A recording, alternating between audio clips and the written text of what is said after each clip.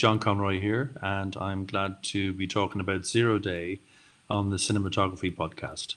The following podcast contains explicit language.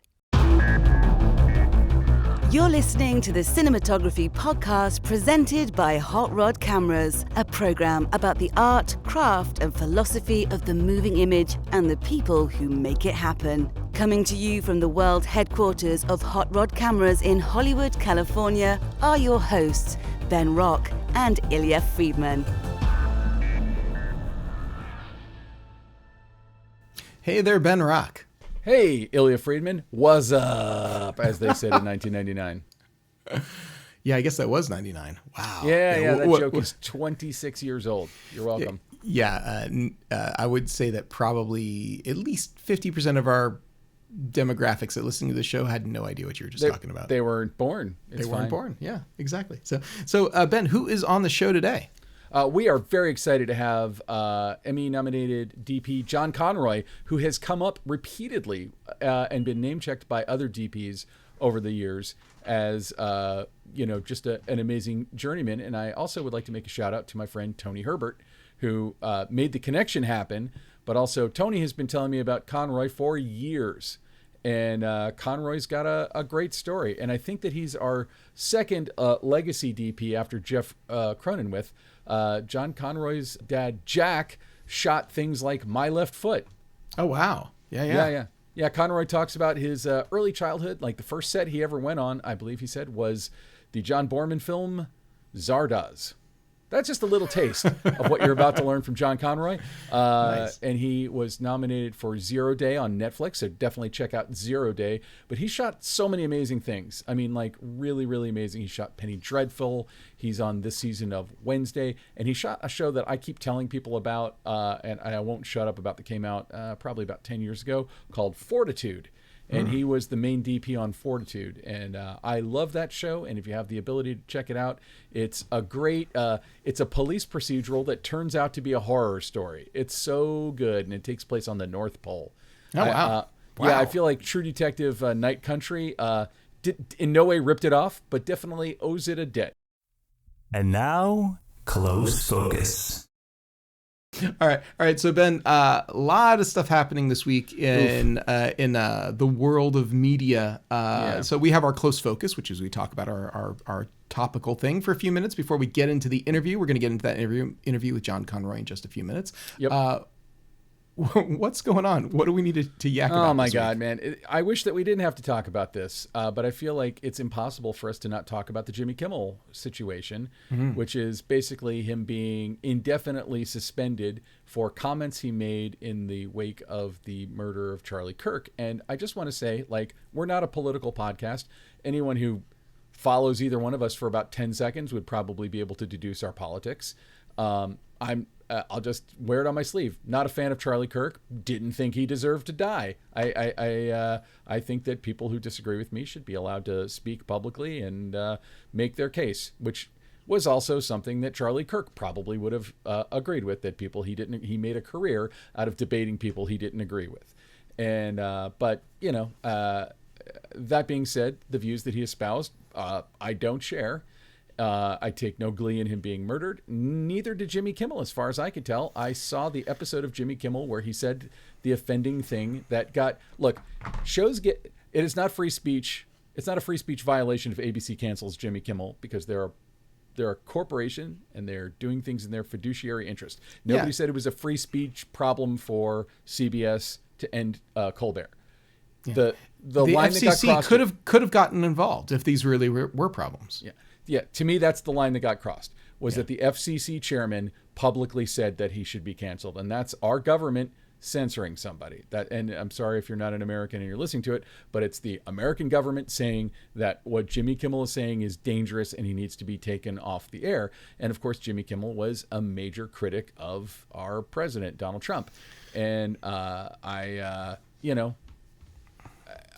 always took it for what it was, which was political satire. If you watch The Daily Show, I don't watch Greg Gutfeld, but if you watch Greg Gutfeld, you're going to see the same kind of thing. And I don't think what Jimmy Kimmel said was especially inflammatory. No, and I strongly support and agree with exactly everything that you just said. It's crazy because essentially what happened is the FCC chairman said this is a problem, and then Nexstar Media Communications, which has got I think 20 ABC affiliates which show Jimmy Kimmel, said we're suspending the show effective immediately.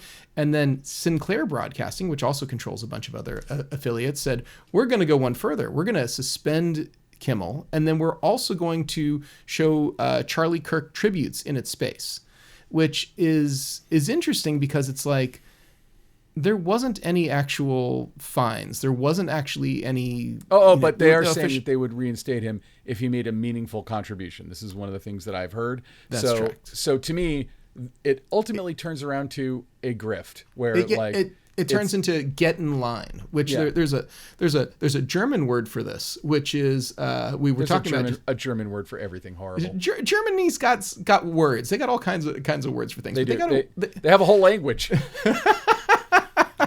More than just a language, but they have words that we don't have words for. But they got a word for like get on board. Like, hey, you're gonna have to get on board this train, and that's essentially what's happening here. I'm gonna attempt it. It's Gleichschaltung, which essentially is get on board. It's like you have to get on board with what's going on here, or else. And it's the term that was basically bantered around for sort of the Nazification of Germany in the early days after Hitler became chancellor. And it was like, they had all of these organizations falling over themselves to prove that they were loyal, and demanding private corporations get in line and make changes. It's interesting though, because both SAG and the WGA both issued statements this morning saying they strongly support independent free speech, and they strongly condemn the actions of these corporations that are trying to get in line, essentially, which I think is fantastic.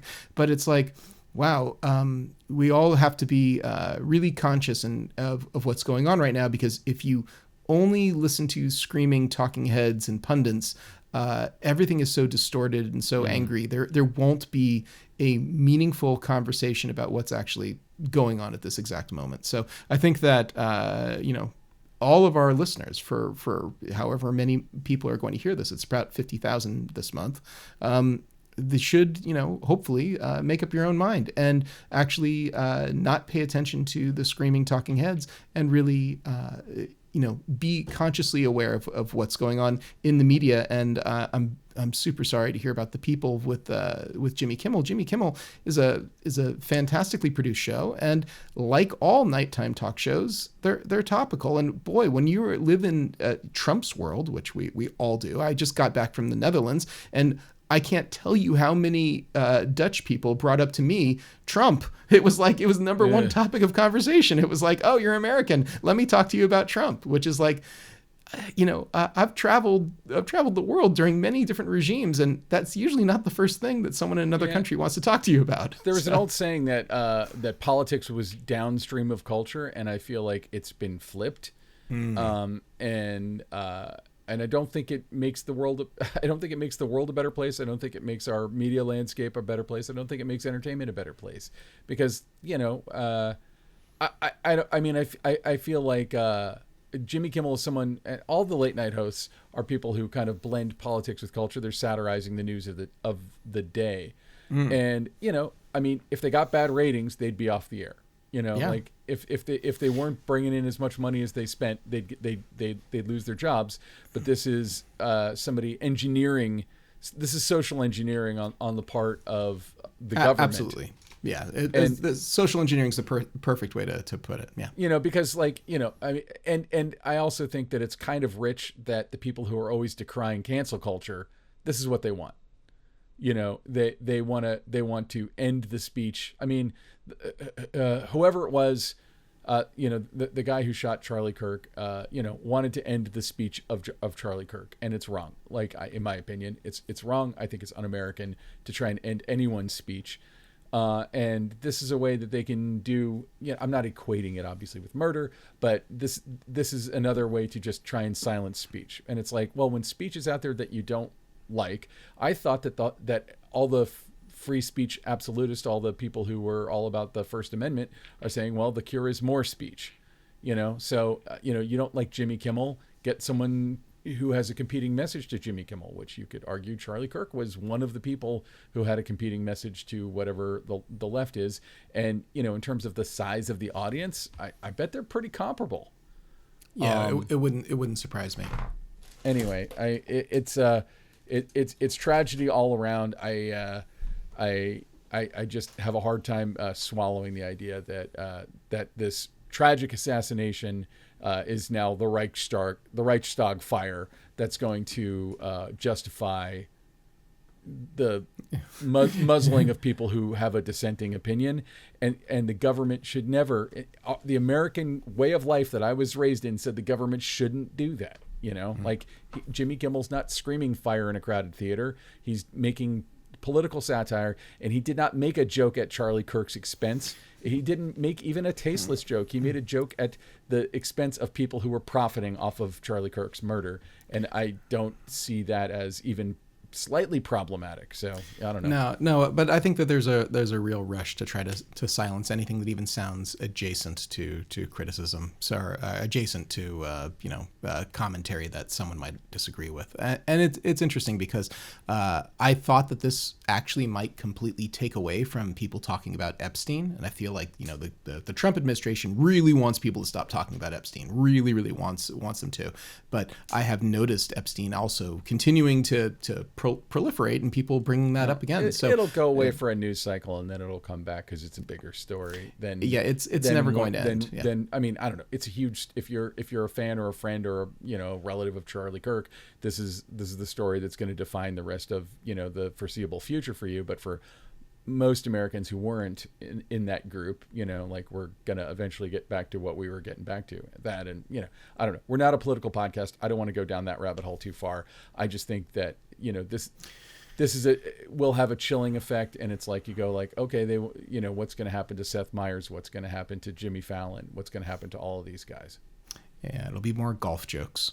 Anyway, so Ben, we should probably get to the interview now with John Conroy. Yes, I'm much more excited to talk to John Conroy than to even think about this. So here's the amazing John Conroy. The Cinematography Podcast Interview. Congratulations on the Emmy nomination, but just an amazing show. And I was like, directed by I'm in the Directors Guild, directed by DGA President Lesli Linka Glatter. So when did Zero Day come together, and sort of what were your first like visual impressions of what you wanted to do with it? Well, first and foremost, I wanted it to be grounded in reality. Mm-hmm. So we didn't want any of the violence or any of the action to be fantastical. It would really have to be I wanted to make it feel that it was very real, just so that when you're watching it, you feel that this literally could happen tomorrow. And so for me, I kind of started to build pictures of, like, in my head, frames within frames, like trapping people, all that sort of stuff. And so I had done that we had watched The Parallax View. Oh yeah, great film. Yeah, and like they had done a lot of that, and also All the President's Men and things like that, where there was a lot of pressure. It felt to me like there was a lot of pressure put on people by the framing. Yeah. I noticed that it was like a lot of shots through windows, or there's a lot of glass. Yeah, well, that was the glass is its own problems as well. But basically, what I tried to do was have a frame that might only have a door jamb in the top of frame, but it might be pressing down at least half into the frame. Mm-hmm. Or if you're looking down a corridor, you might see Bob through a small little window of a door frame, but you see so he's like a little figure trapped in all these spaces. With the framing, I tried to kind of make him feel that he was trapped, and that he was kind of always under pressure and increasing pressure,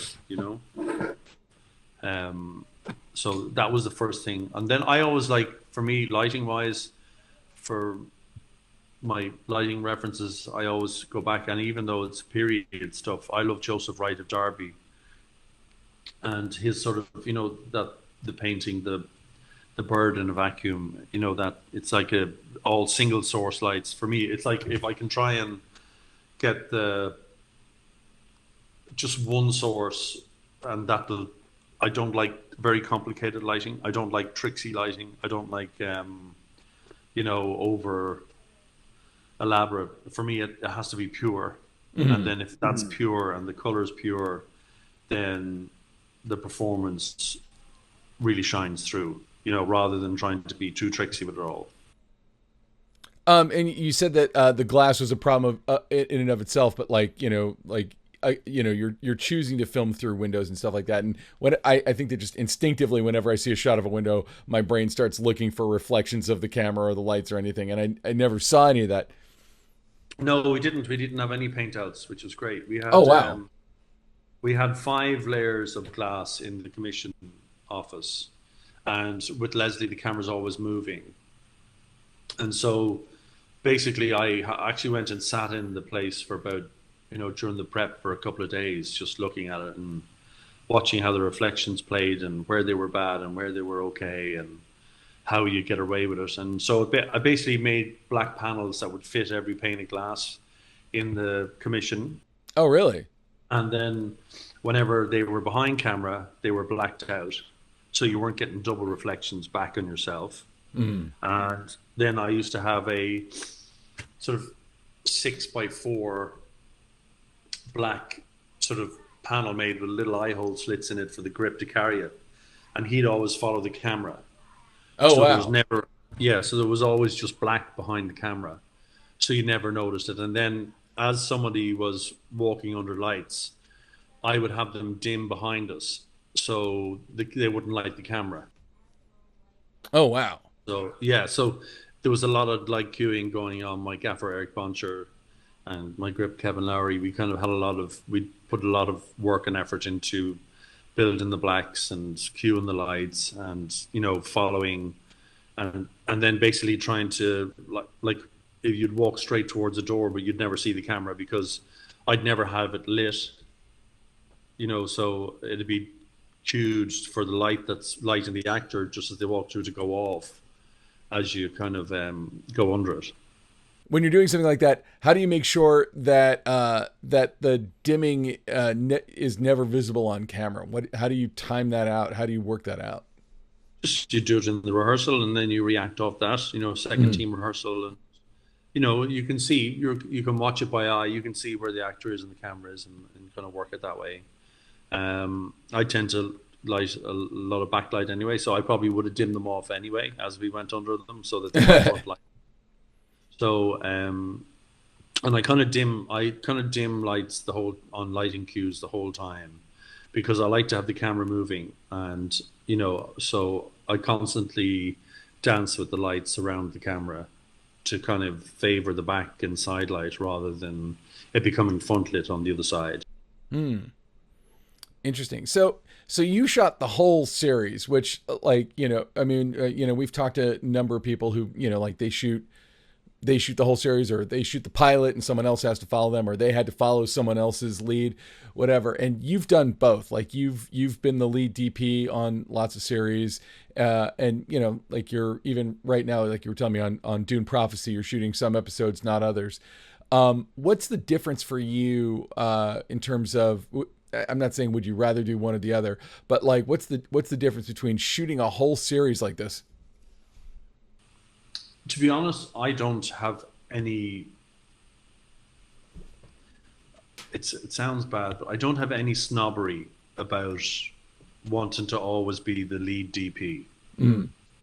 So I finished the second season of Fallout and I shot the middle episodes, and I was very happy to shoot the middle episodes because it was on film.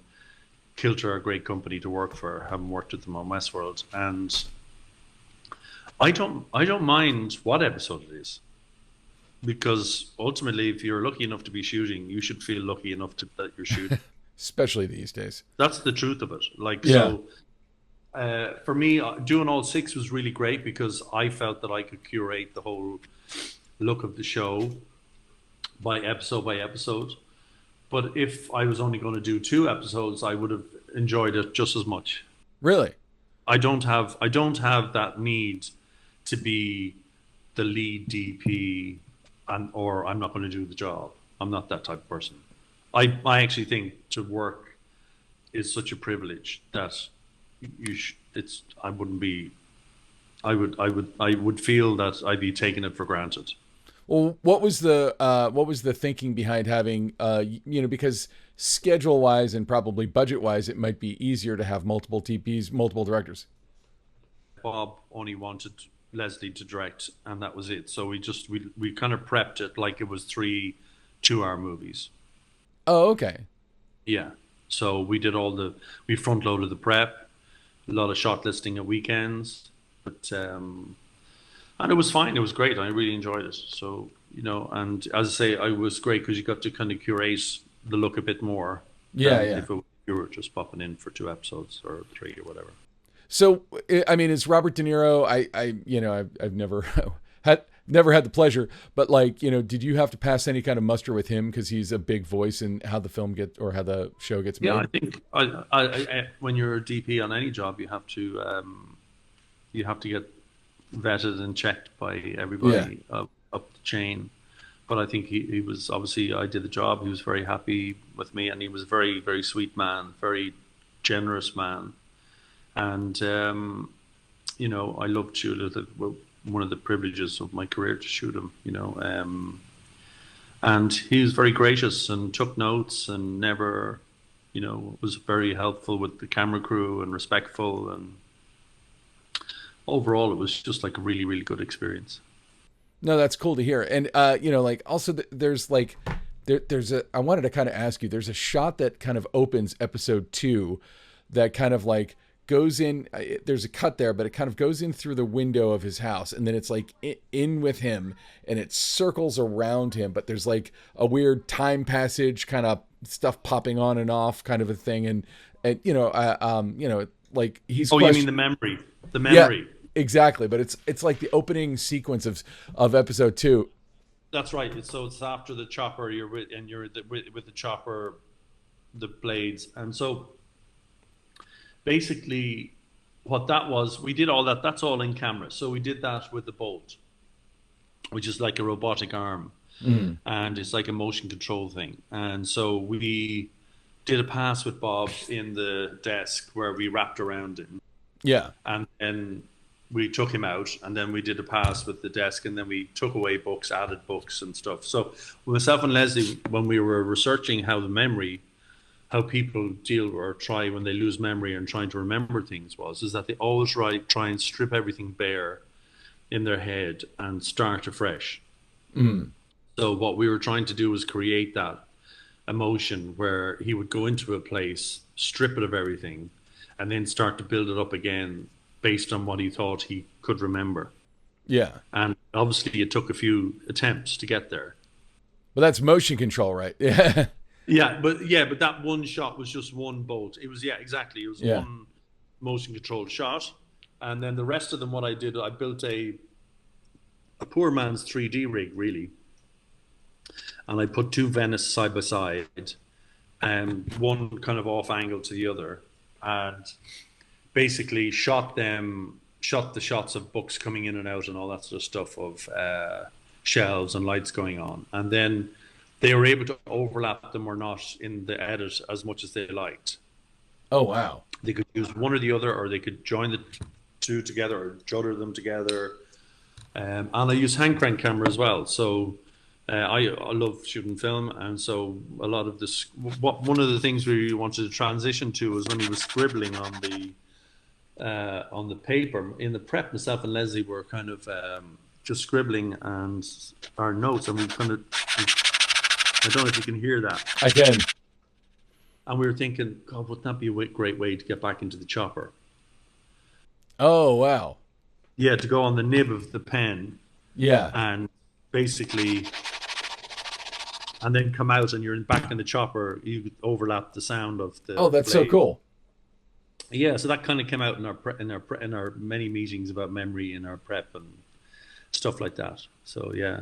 Well, you talk about doing the prep with Leslie. How much time did you have for prep? Because it seems like there's a lot of cool creative ideas like that came out of. I think altogether it was about 10 weeks. I think 10 weeks of prep. Is that seems like a lot? Is that normal? no, it's normal. It's normal. Mm-hmm. Yeah.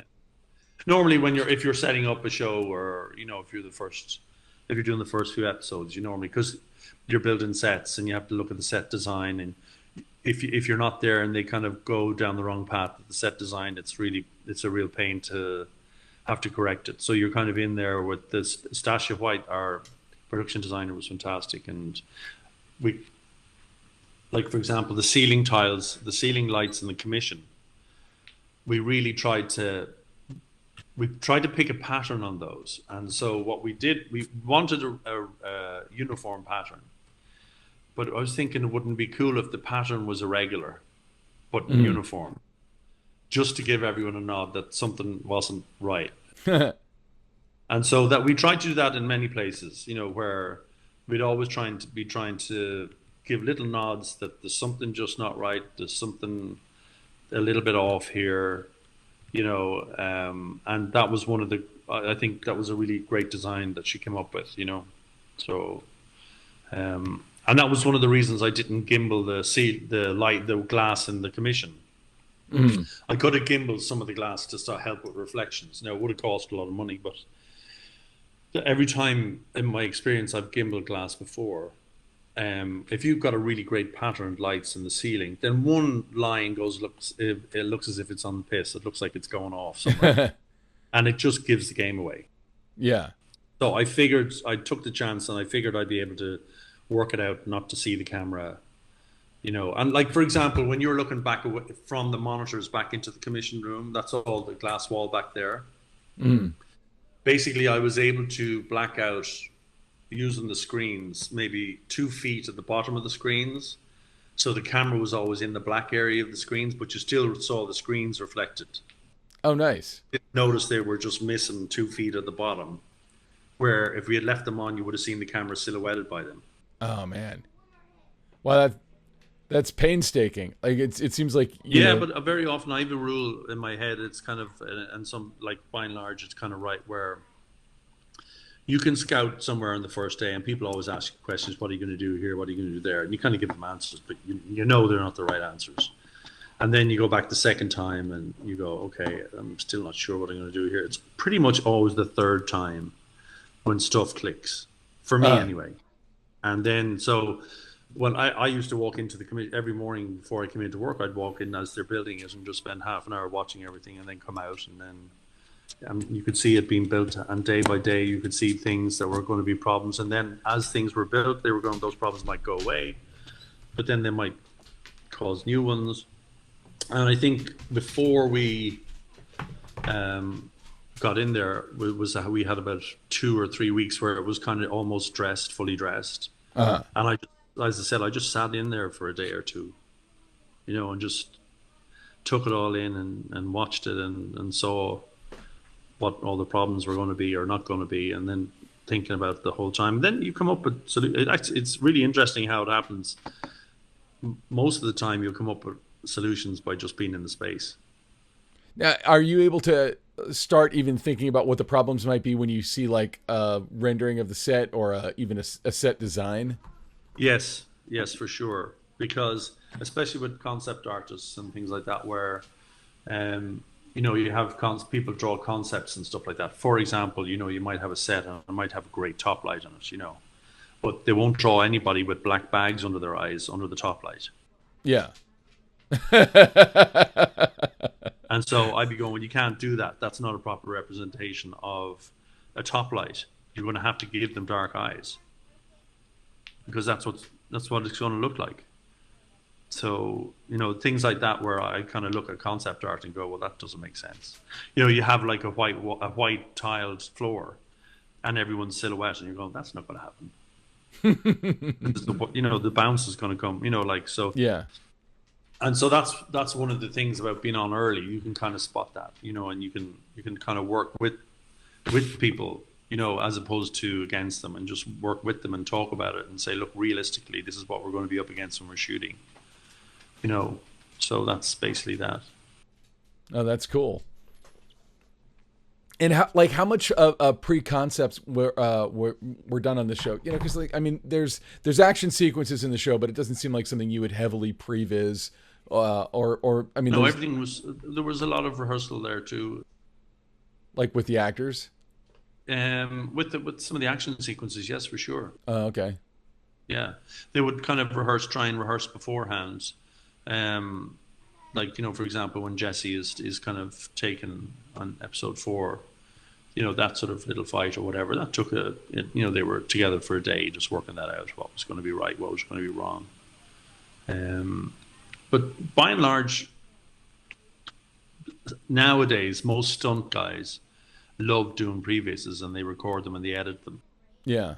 Because it's great. They have a great way then of people going, oh, well, that looks great. That's going to be great. Let's do that. Rather than just... Well, that's usually them like filming it on their phone or something. Exactly. Or on an FX3 or something, yeah. But not like, when I'm talking about previs, I'm talking about like, something a little bit more computer-based, Unreal Engine kind of thing. But this doesn't seem like that kind of show necessarily, or no. So it wasn't like work or anything. So like, how did you and Leslie kind of work out all the shot design or the style, or even just the coverage that you were going to get of each scene?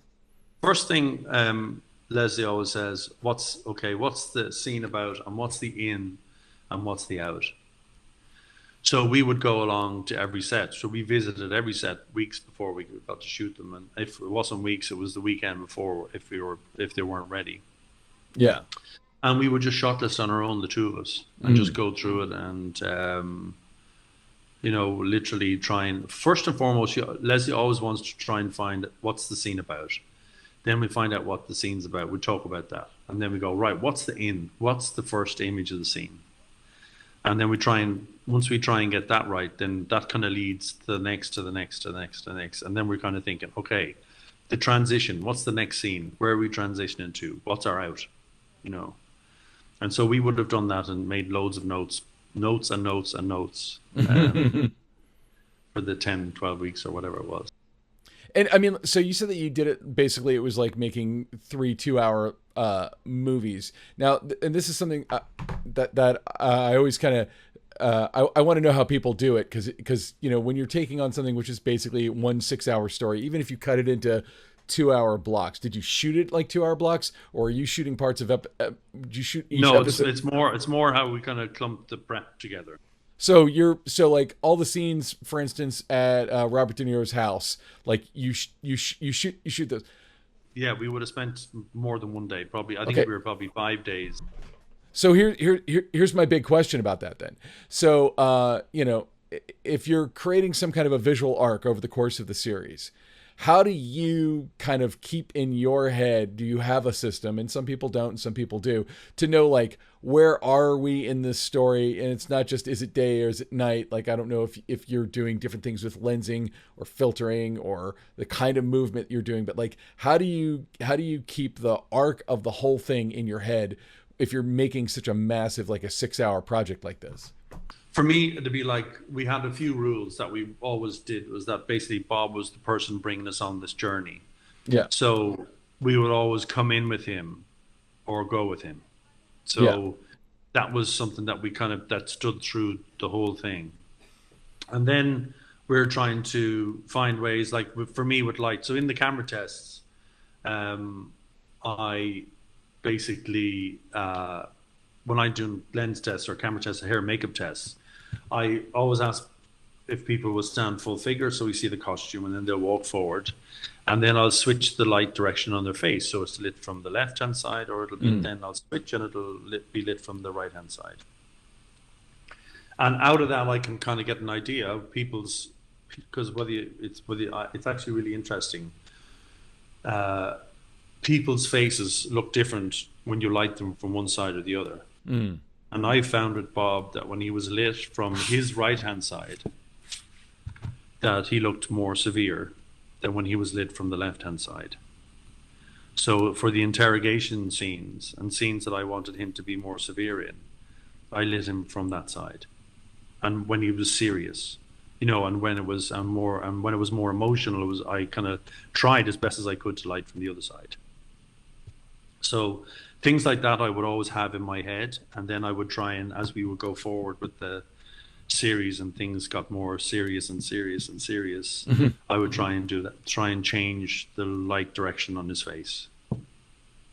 So, like, if you're shooting day 5 in the house, and it's from, I'm just making shit up. It's later in the app. Yeah. So how are you making sure that you keep track of all that? Like, because I have it all written in my script. I've all notes written in my script so when I read a script, I don't make any notes the first time I read it, because it just distracts you from reading the script. Yeah. And then I read it again without making any notes. And then I read it a third time. And on the third time, I start writing down what I feel as I go.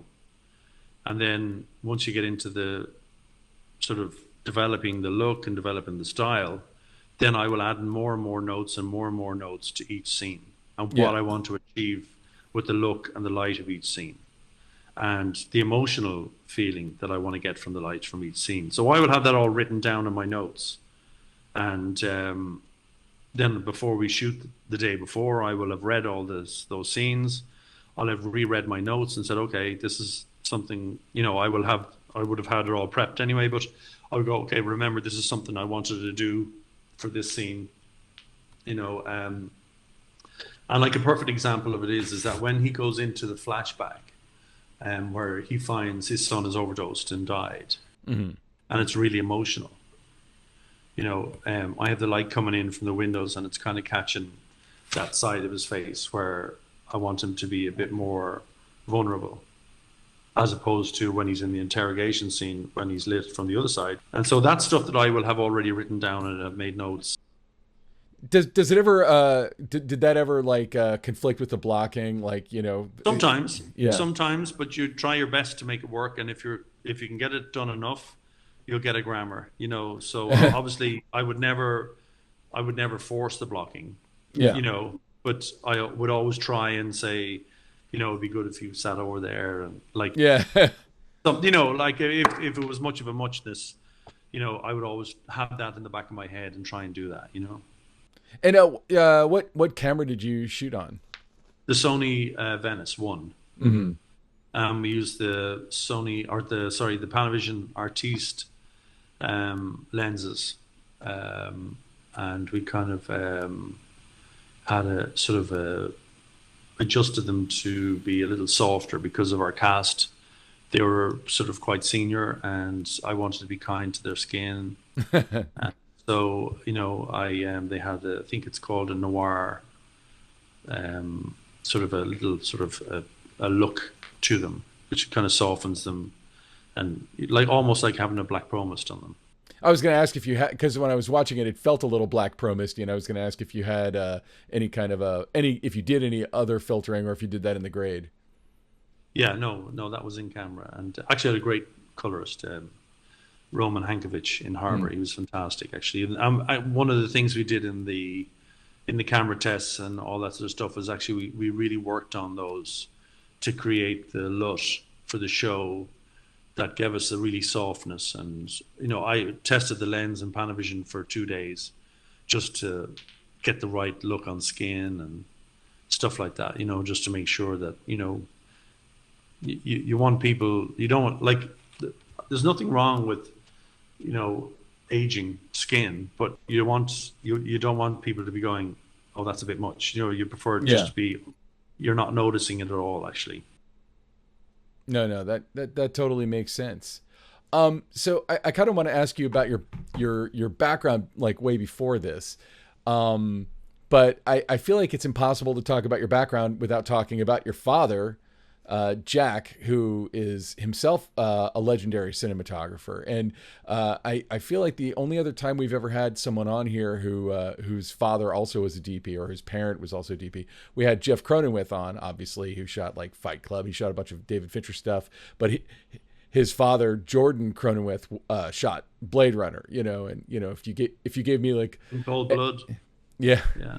And but your dad, kind of equally storied, he shot stuff like My Left Foot and like as kind of a cult movie fanatic, I lit up when I saw that he was like the lighting designer on Zardoz, but he worked for John Borman a bunch, and I'm just what made you see what your dad did and I mean, like, tell me a little bit about it, but like, why? Well, it's interesting. It's interesting you say Zardoz, because when I was there's nothing uninteresting about Zardoz. That movie's so awesome. When I was 8, Dad brought us out to the set. I used to try and we came out for a set visit when I was 8, and it was Zardoz. Oh wow. Connery in the weird diapers. Yes, exactly. And then when I was 12, he brought me to Excalibur. I love that movie so much. Yeah, so I went and visited Excalibur when I was 12, and then Dad kind of at that point decided that because he was a gaffer on A Bridge Too Far as well, and I know, huge, yeah, these huge films. But he was always had a great aptitude. He sometimes operated the third camera or second camera on some of those jobs. Yeah. And so he decided to buy his own 16BL camera. And so I went to London with him when I was 12, and we bought it from a guy in London, Joe Dunton. I basically started loading for my dad when I was 12. Really?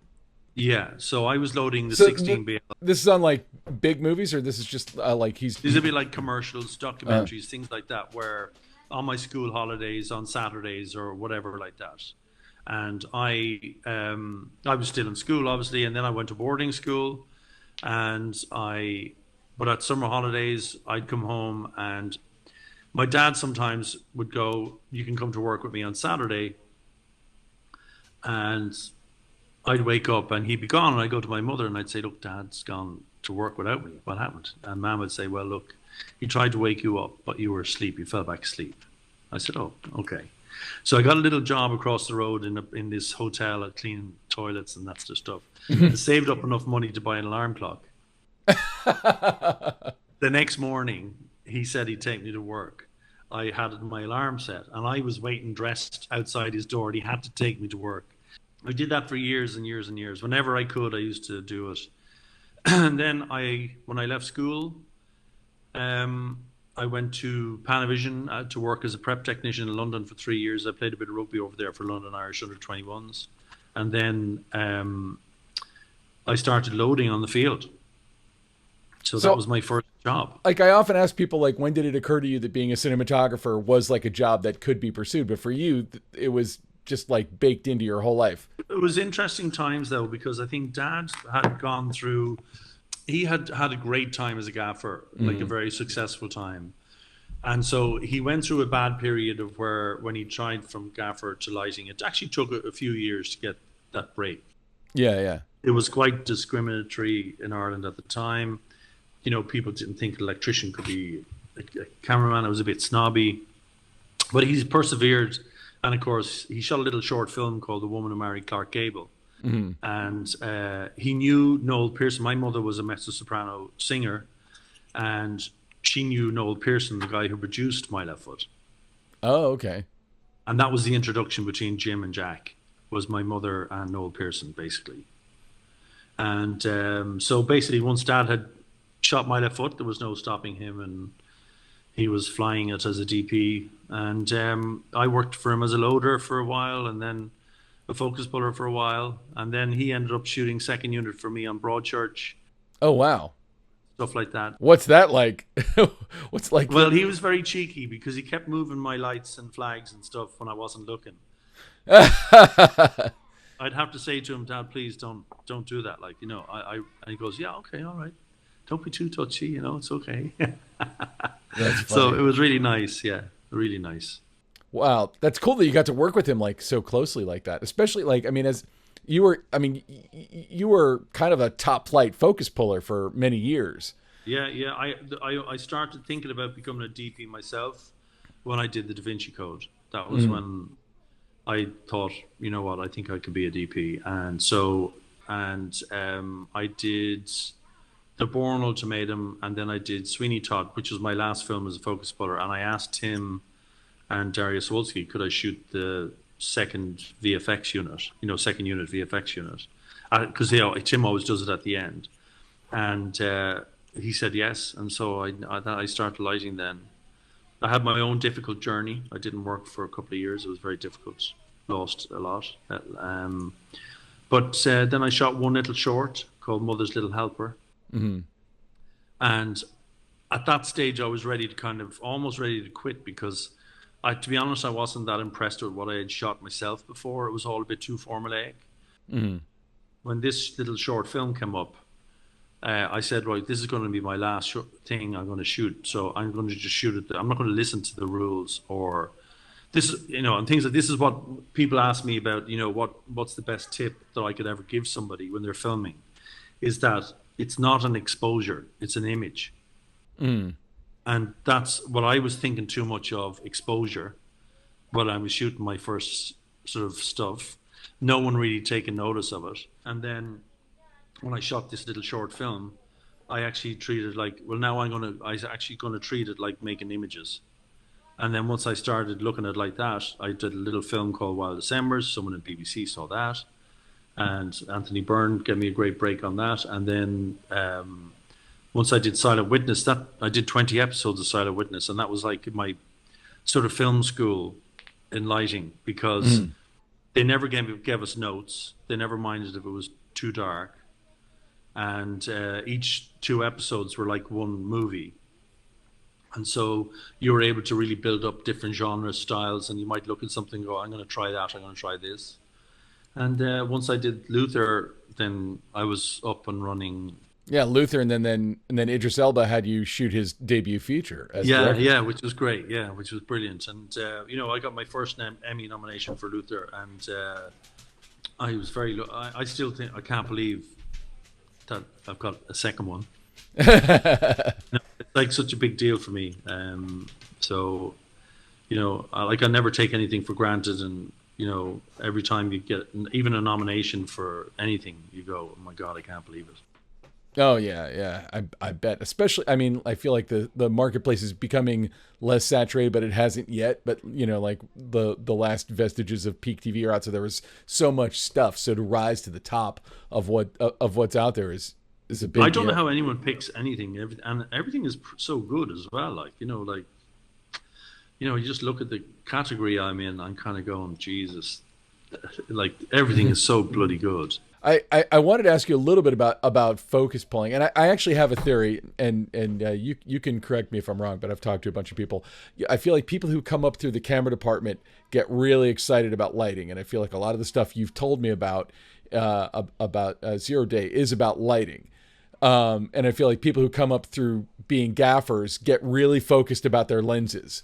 And I think it's because, you're always kind of looking at the other side and saying like, oh, what they're doing is super cool. And then when you get the opportunity to get into it, it's a lot of fun. So sort of like, tell me a little bit about, your journey from camera to learning how to light the way you do.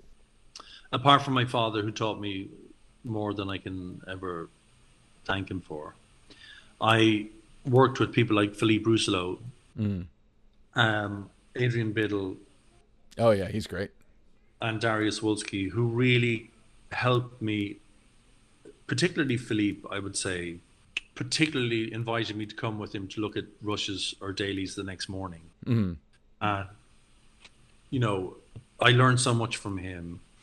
And I think you have a point about the whole lenses thing, because for me, lenses are second nature. They're not. I can imagine if you were pulling focus on the Bourne Ultimatum, which in my mind is shot on a 10 million millimeter lens with one molecule in focus, like that's got to be, like one shot man came up to me and said, if you get this shot sharp, I'll buy you a case of champagne. And I think it was like 1,000 mil shot of him walking across the road, and I managed to get it shot sharp. I think he still owes me the case of champagne, but we'll bug him. Exactly. And it's either on the Bourne it was either 21 mil up close or 1,000 mil miles away. Yeah. That's how that was shot. And that he was another great influence on me, Oliver Wood.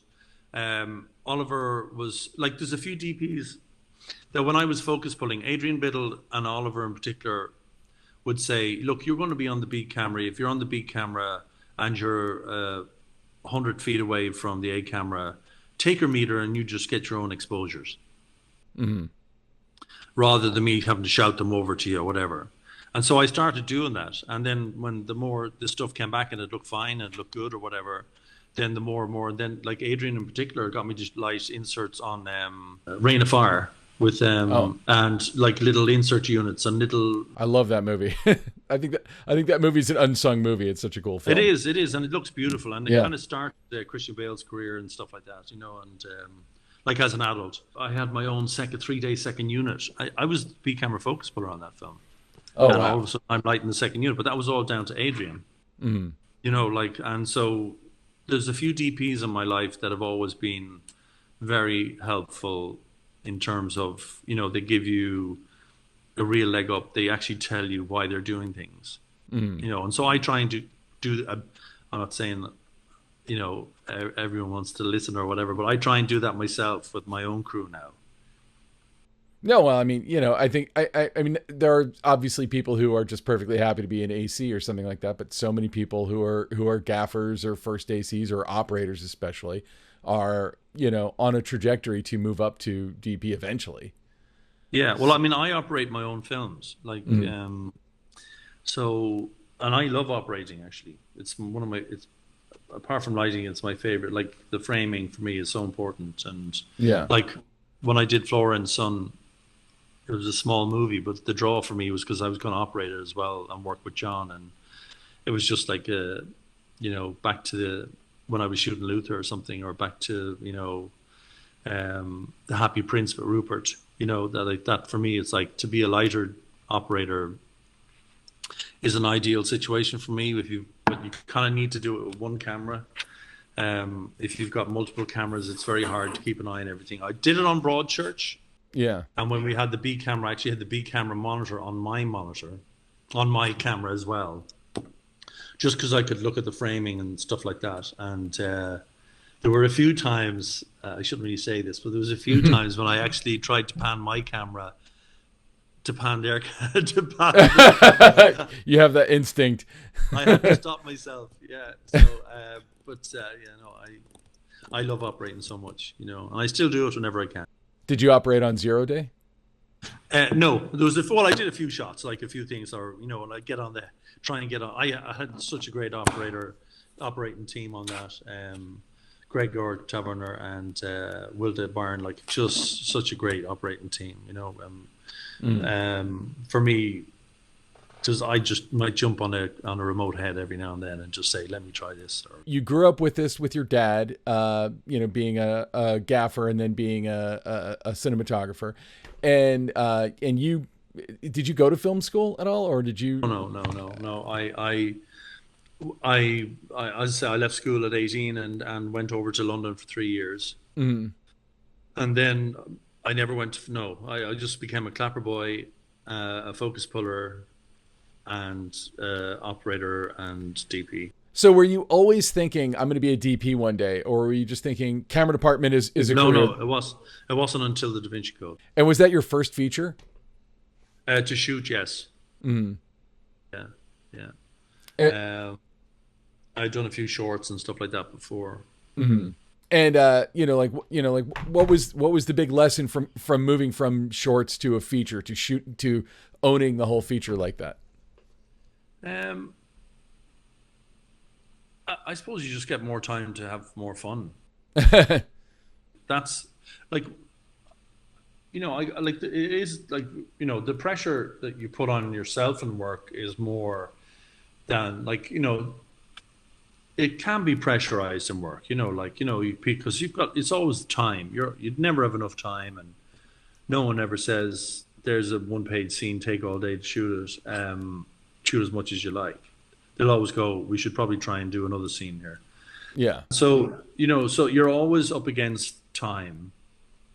And I suppose for me, just the more you can shoot, the more fun I have, the more I love it. Like I actually think I'm getting, it sounds ridiculous.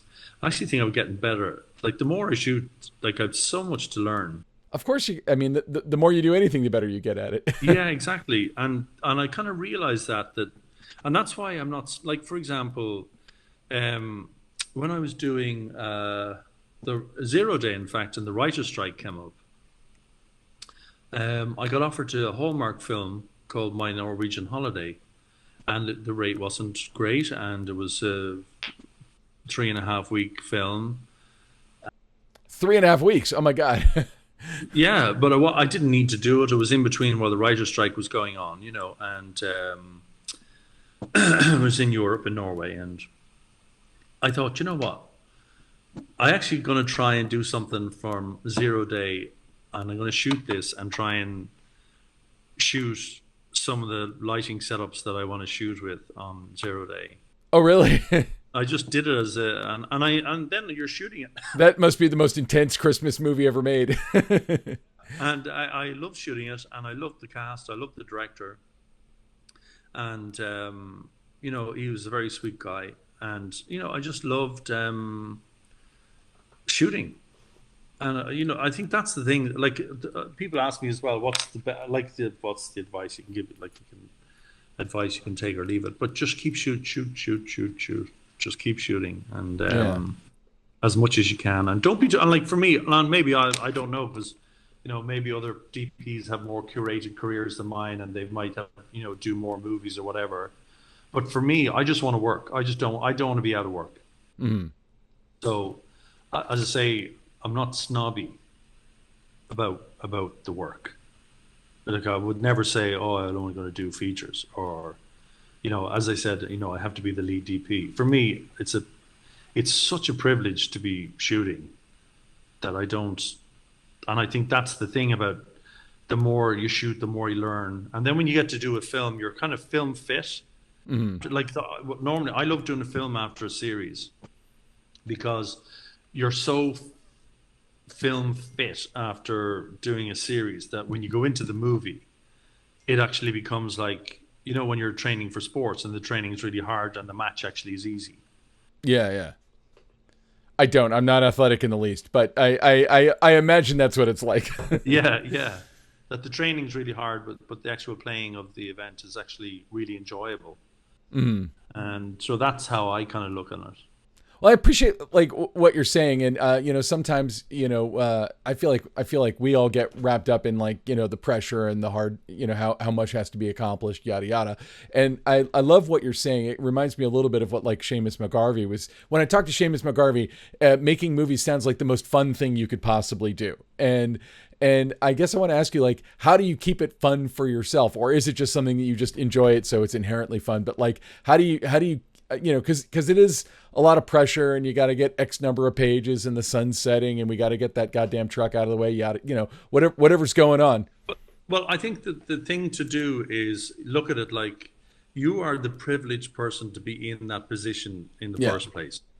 And so if you're in the position of trying to shoot a sunset and the sun's there and you're there at the right time and you've got 60 people trying to help you get this shot, if you're not happy, you're doing the wrong business. You're in the wrong business. You're in the, if you're not, you should live for those pressurized moments, because out of them, magic happens. Yeah. And that's how I look for it. I kind of look at it in a way going, you're losing the light. Okay, we're losing the light. But you know what? Out of losing the light, we might shoot the whole scene. And myself and actually Anthony Byrne, when we did Wild Decembers, we were shooting we were really under pressure, and we ended up with a scene with these couple in a graveyard, and we kind of ran out of the light.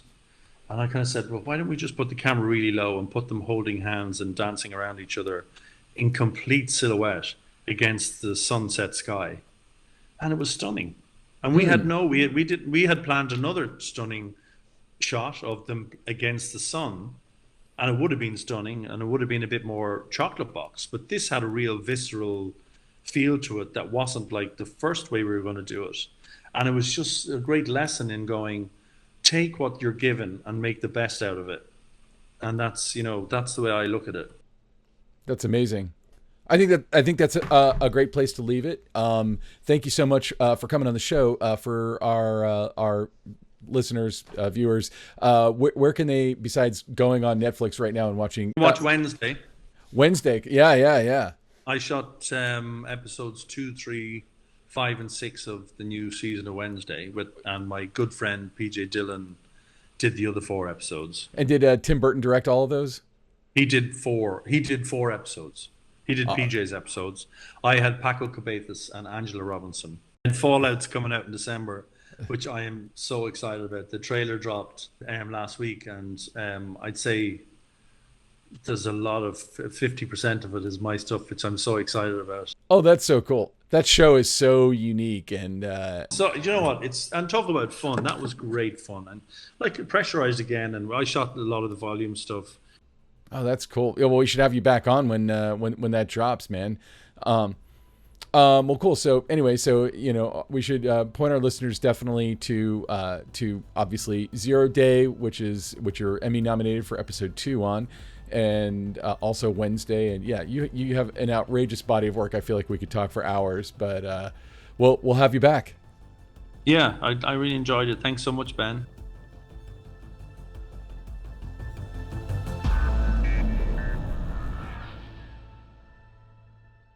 All right, so that was John Conroy. John, hey, thank you so much for being on the show, and we look forward to having you back in the future. Hey, Ben, you never guess what time it is. I can't guess things. Part of my brain was damaged. It is time to pay the bills. We have to thank our fine friends over at Arri. Arri, makers of all kinds of incredible lights, cameras, lenses for the motion picture and television industry. One of the things we don't really talk about on the show very often is all the places that you can meet up with Arri. Arri is a global company. They're based in, their headquarters is in Munich, Germany, but they have offices in the U.S. and in Asia, and really they're kind of been a little bit quiet lately. They haven't been at all of the big trade events. In fact, I was just at IBC. They weren't at IBC, but I saw on their website that they are going to be at the Manikai Brothers Film Festival coming up in 2 days. So starting in a couple of days through the run, they're going to be there. And if you've never been to an event with Arri, it is always a really good idea to go check them out. They often have special events and training seminars, and you get a chance to get hands-on with all their gear, and you have the most technically sharp people for their equipment in their booths, in their things. So Manikai Brothers is actually the oldest cinematography film festival in the world. The camera image gets... Where is it? What part of the world is it in? North Macedonia, as a matter of fact, but it's been running for a very, very long time. I keep hearing wonderful things about it. If I could figure out a way to actually get there, I would. But check it out over at manikai.com.mk, and there is all the information about the festival. And if you have the ability to go check it out, go make a point of visiting Arri as well, because Arri does really, really good trade event booths, really, really great to meet the people sort of behind the company and find out all about all the various things that are Arri. There are so many sort of hidden, cool, sneaky features that are built into their things that don't necessarily make the headlines, or maybe they're listed on a spec sheet. Definitely, if you have an opportunity to visit them at one of the events or things they're doing, go talk to them, go say hello, go get the quick once over on whatever it is. It will blow your mind. Very cool. And now, short ends. So, Ben, it is our short end time of the show. It's the time that we talk about our pet obsessions. It's the time we talk about what is particularly interesting to us that's happening right in this week of time. What is it for you? What are you all about? All right, my short end this week is a random documentary that I stumbled across called "Thank You Very Much."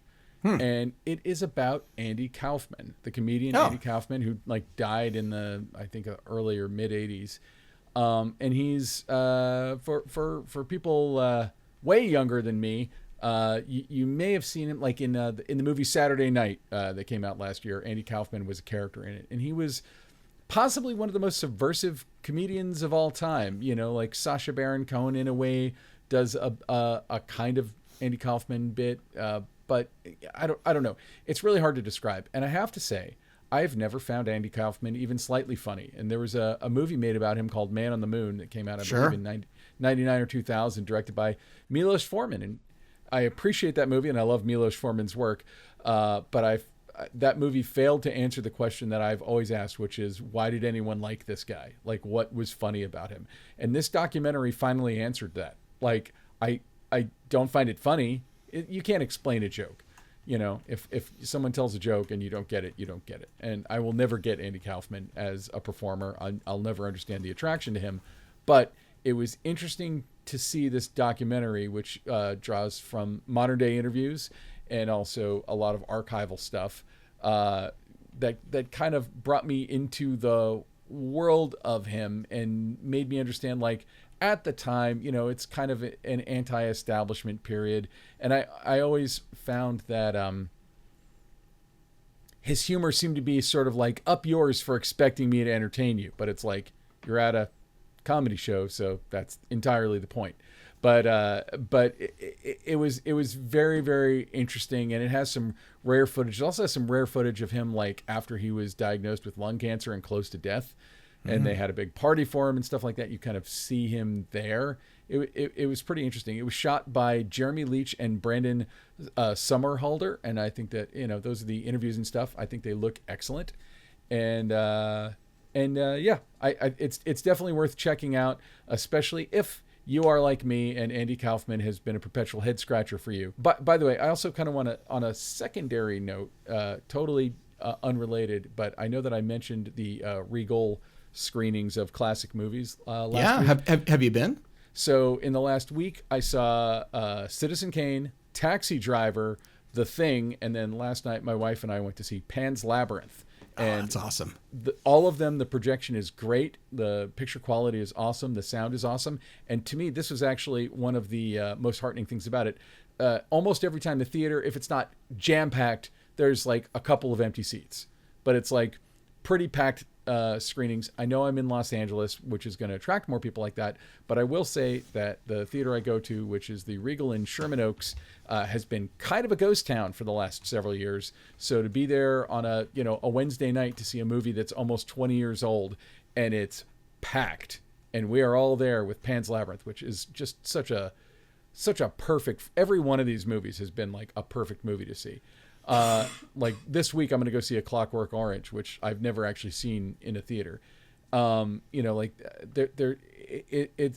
amazing, and I hope that this is a successful venture for Regal. And I would love, I would love it if more theaters would do this, even if they just did it during the week when, they don't have the big weekend movie push. Have one screen that they dedicate to, older, classic movies of one kind or another, because it's like, they're doing it for a month, but you and I, between the two of us, could name 500 classic movies that would all have some kind of an audience draw that people would know by reputation or whatever. And it's such a great program, and I hope it's successful, and I wish they would do it year round. I think it's amazing. All right, so Ilya, what is your short end? Well, I talked about last week IBC, and I think it's probably it's worth doing a wrap up on IBC, because IBC is not like NAB or Cinegear. It's a little bit of a different type of show, and it's definitely feels to me more B2B. This year at IBC, which takes place in Amsterdam in the Netherlands, it was a show for announcements. It was a show for new releases, and there was a lot of new stuff, including a bunch of new cameras. I think perhaps the biggest head scratcher camera, the camera that people are not really sure what's going to happen, which I happen to be quite bullish on, is the new Fujifilm Eterna 55. The Fujifilm Eterna 55, I got to go to the launch event, and I got to see launch videos from, including friend of the show, Oren Sofer, who was nice. Who made a fantastic looking movie. I think that the camera is going to be a hit. And I think it's going to be a hit not just because it's got a nice large sensor, which is really, I think, the only spec that people are really... Nice large sensor is kind of a drug on the market now. Like every third camera has a nice large sensor. Well, if what you want is nice large sensor, you've got a lot of choices. Yeah, but this is larger than most of the nice large sensors So it's like IMAX sized. How big is it? It is. It's basically medium format. It's a medium format. It's the same sensor that is inside of their GFX still camera, but it's now been put into a cinema body. And they did a really good job with it. Now, if you start to really go down through the details of the specs, there isn't any one spec that is better than other cameras on the market. And I think that's what a lot of people do when they're trying to decide early on. And I would say this is not as a disparaging comment about Blackmagic people, but I'd say that Blackmagic loves to really play on the specs, and Blackmagic people love to go, look at that spec, 17K, 12K, whatever it might be. They're really into the specs. This is not the most resolution. It's not the widest. What is the resolution? I don't actually know anything about this camera. This camera does have an 8K resolution mode, but I think for most people, they'll probably be shooting at some amount of resolution less than that. The Blackmagic camera, which is also the 17K camera, is a 65 millimeter size sensor. These two cameras are going to draw a lot of comparison because they're the only 65 millimeter size imaging sensors out there that you can buy. The Fuji sensor is 4x3, which is incredible for people trying to do anamorphic, especially 2x anamorphic. There are few 2x anamorphic lenses out there that can cover that sensor, but there are some. That was my first question is, it's like, what lenses are you going to use on this thing? Like, your full frame sensor lenses aren't going to be big enough. Well, here's the interesting thing though.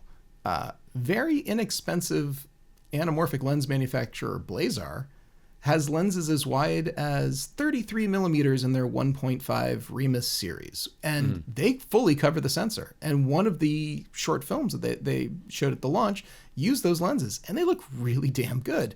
And that's ultimately what I think is going to come down to. All of the manufacturers, they're all in sort of the same boat. They want to separate themselves. They want to pay attention. They want you to pay attention. They want you to seriously consider what they have to offer. There are people who are going to dismiss the Fujifilm camera because they see a spec and then they don't actually test it. The people who test this camera, the people who try it, I think they're going to be really pleasantly surprised. There's a bunch of different film emulation modes in here too. So if you were working on a project that wasn't going to have time for a full color grade after the fact either, or maybe it's just going to have something really quickly, there's all of these log LUT modes that they have, which emulate different, look, Fuji is the only company, they're the only company making a camera right now that also makes film or made film. These people made motion picture film. Everyone else, really what the cameras are today is a replacement for the film, not the camera itself. Because in the old days of film running through cameras, the camera was just a transport mechanism. Mm-hmm. You know, the lens made the image, the film stock made the image. All the camera really did was advance frame by frame by frame by frame and capture. There wasn't a lot of extra stuff except for the speed at which it did it and the way in which it was the creature comforts for you to be able to see the image. Fuji has like 90 years of history of making film, of imaging, and they've been doing it on the digital side now for quite a while. And they took all of that experience in the science of making an image, and they put it into this camera. It's not the same as people will say, they'll try to dismiss it and say, it's the same sensor as that's in a still camera. Yes, but they're doing something different about it. And all of the processing that's put into it, it's really impressive. So, but besides this, besides this camera, Canon introduced a new camera, which is the C50. I saw that camera in person as well. It's also deeply impressive. It's very much a competitor for what I would argue is the most popular entry-level cinema camera in the world right now, which is the FX3. It's a competitor to the Komodo. It's a competitor to a bunch of things. And then, not to be outdone, Nikon, with their collaboration with Red, now has a little camera that is a super aggressive price point. This is like, frankly, Blackmagic sort of price point. It's like $2,200. They make a camera that's about the size of the little ZVE1 that you're using right now to shoot yourself. And it's got red code inside of it. So red code is a raw compression. They've got a few different compression methods in there. And it has a big 4-inch flip-out monitor. I would say that those are the two most notable aspects of that camera. I played with it. It feels very lightweight. It feels very plasticky in your hand. It does not feel like a cinema camera the way like a C50 or an FX3 does. Does that mean you couldn't make nice images with it? I'm not going to say that. I think indoors, like, are you going to go shoot in the desert with it and get sand all over it and stand out in 100-degree heat with it and watch it melt? I think what it is that red Nikon red. It's a Nikon camera, so I'll call it Nikon. And frankly, we pronounce it wrong. The rest of the world calls it Nikon. But regardless, so the Nikon camera, I think they wanted essentially to have a street competitive camera. They wanted to have like a street photography / cinematography video camera that is super lightweight, super small, will fit in your body sling pack without being bulgy, but I sell all of these cameras, including all the new cameras I just talked about. We've got pre-orders on Hot Rod Cameras where we're going to sell this stuff. But I will tell you the difference between $2,500 and $3,500. Let's just say, not a big deal. But there's so many new cameras that are sort of slotting in at all these spots. Like I don't want to give short shrift to the Canon, because I think the Canon the C50 is an incredible little powerhouse of a camera, and it's definitely a direct competitor to Sony's FX3. To say that the Nikon ZR, this new Nikon camera we're talking about, is a direct competitor, I don't know. It is. It's definitely a different thing. It's way less expensive. It feels very equivalent to like the ZV-E1. It feels like something more for consumers. I haven't put it to its tests. I have no idea like if it would overheat. I have no idea what anything is about it, except for the 15 minutes I spent with it at the trade show. Other really big things about IBC, Blackmagic announced ProRes support for the first time in Resolve, which is really a big deal. A lot of people have been asking that for a long time. So that's there now. A lot of new like monitors. Axoon, which is sort of a lesser known monitor company. Hot Rod Cameras sells them, but I got a preview of the new Axoon monitors. They have not only camera controls built into it, but they have like a multi-camera control. Like you can control up to like 4 cameras from a monitor, and they have, it's some pretty interesting stuff. They were doing a really interesting, like really felt similar to like the Convergent Design Odyssey 7Q monitor, like inside of like a new monitor that is not going to retail for a very high price. I want to say it's probably around $1,000 or something like that. So really some interesting new things that are happening with the ability to also like transmit video between cameras and monitors and monitor, like basically one-to-many sort of technology, which has existed for a while, but to be able to do it at this relatively low price point and to offer control and to control multi-cameras, it's like, it's interesting. There were some other, there was a bunch of new lenses. There's a new company out of China called Alesis, which is is spelled funny, but we actually have a set of those lenses at Hot Rod right now. They're an LPL mount, which is we have it on the Alexa 35, which is phenomenal, like large format coverage lenses. They'll cover the new Fujifilm sensor as well. It is. Really, some other players out there who've been around, they introduced new stuff. It is too exhaustive of a list for me to go through all of it, but the people over at CineD and newsshooter.com both do pretty good wrap-ups with a lot of different things. So if you want to get really down into the minutiae, you can find all of that stuff in one place versus kind of like hunting through YouTube and hunting through, Tech Radar or any of the other sort of places that are more tourists in the space. CineD and Newsshooter are the people who they go to IBC. They were there. I saw them there, and they were just grinding out. They interview the crap out of everybody. They do it at NAB too. You might have to watch some of those videos at 2x speed to get through them because they're gonna talk about everything. But if you did want to just know that it existed and then be able to get into something more detailed, or go talk to your retailer, go talk to like your people at Hot Rod Cameras. After you see something at one of these places, you go talk to someone who probably has some more information.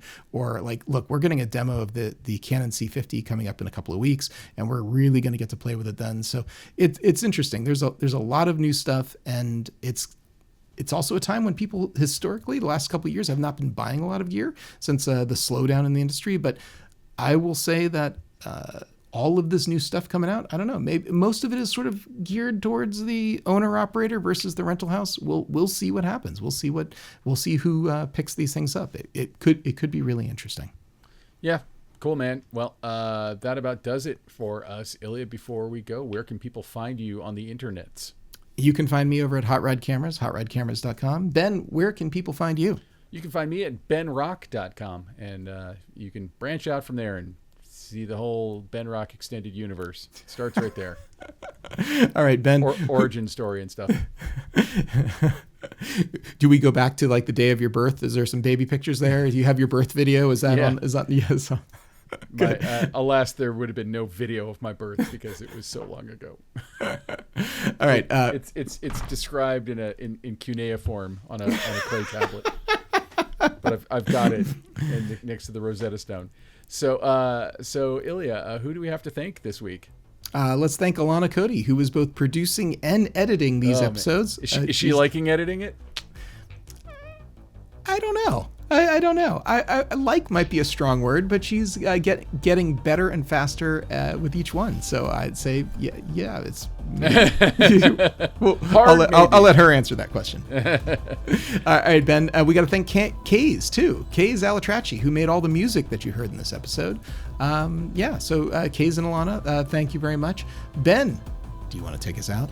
Thanks for tuning in. This has been the Cinematography Podcast, presented by Hot Rod Cameras. Find your next camera, lens, or accessory on the web at hotrodcameras.com. Don't forget to subscribe to our show on iTunes and connect with us on Facebook and Twitter.